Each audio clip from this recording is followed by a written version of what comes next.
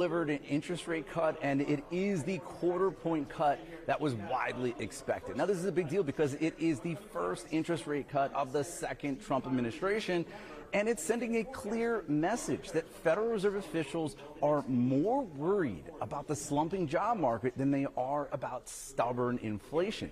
They're acting now to try to shore up the job market before this trouble turns into something worse. And they're signaling this concern in their new statement that they just put out by inserting some new language that I'll read to you now.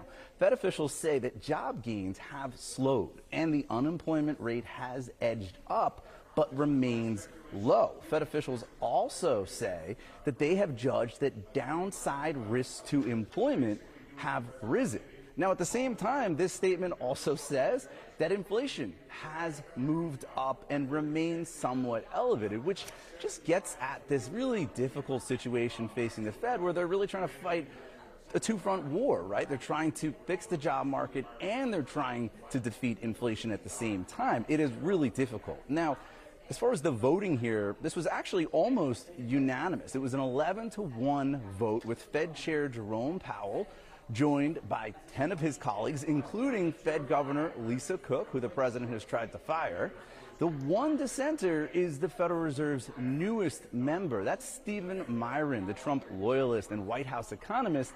Not surprisingly, he was in favor of a bigger cut of 0.5 percentage point. Now, looking forward, the key change with the Fed's projections is they're now penciling in a total of 3 interest rate cuts this year. Today's and 2 more quarter-point cuts. Now, that's a shift from June when Fed officials had previously just penciled in 2 interest rate cuts. Now, what does all this mean to everyone at home? Well, the fact that rates have come down, that could be helpful for people who have credit card debt and people have floating rate debt like home equity lines of credit. But we should be clear, this is not a silver bullet that's going to fix the economy. Interest rates do remain high. The Fed spiked interest rates 3 years ago to try to fight inflation. That amounted to slamming the brakes on the economy.